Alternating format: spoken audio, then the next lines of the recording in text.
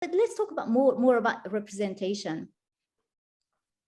Yeah, I mean, I think it's really important.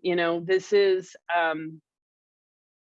mean, the way we communicate as human beings is to connect with the other person and find some place where you connect and where you have something in common. And that's what like builds trust. And then you kind of move forward from there. And so when you don't see yourself, it's hard you can like look at something and be like, well, that's something people are doing in the world, but I don't know. I don't see anybody like me, so that's not for me. But when you do start to see people like who look like you or who sound like you or who are from a similar place as you, then, you can start to be like, oh, okay, maybe this is something I should listen to. And I think it's especially important when it comes to issues of food. I do hear some like people saying, oh, what's the big deal? Why do you got it? Why do you have to talk about gender, race or ethnicity or anything like that? It's just food. And I, as an anthropologist, I do not believe that. Food is a central way that we communicate our values, our beliefs about who we are, what we stand for.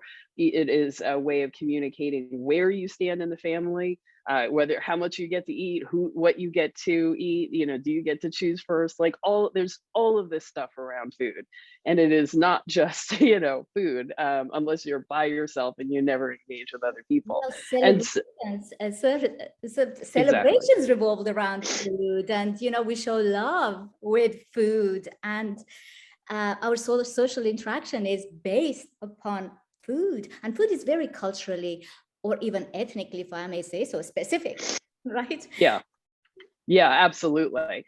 And so I think you have to, if you are really trying to make some fundamental changes in the way people eat, you kind of have to answer these questions about how you handle foods that are, important culturally, in the diet. And so that has been, I think that was something that was important to happen in the keto space and in the carnivore space. Now, admittedly, people get into this way of eating, they discover all this healing, and they just decide, what, I feel amazing this way, and I don't care if I eat differently than everybody else, or I'm going to, reconsider how I relate to other people. Does it have to be through food? Maybe there can be activities. One thing that I did that was really helpful for me early on was, for family gatherings, Thanksgiving, Christmas, that sort of thing, I would, make all the food, put all the spread out, and then as soon as everybody was done eating, start cleaning off the table, put everything away, wipe down the table, and then pull out a board game and get everyone to play.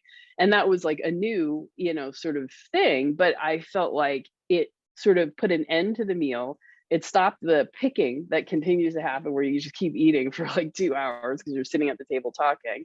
And, and it creates another way for you to interact with people that doesn't necessarily have to do with food. And then there's like a nice break between the meal and dessert. And if you're going to have dessert, whatever, it helps to have that little break there.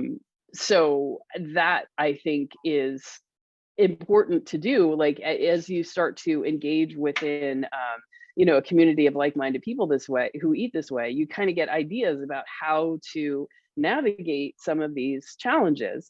And some things can be keto-fied or carnivore-fied, some things can't.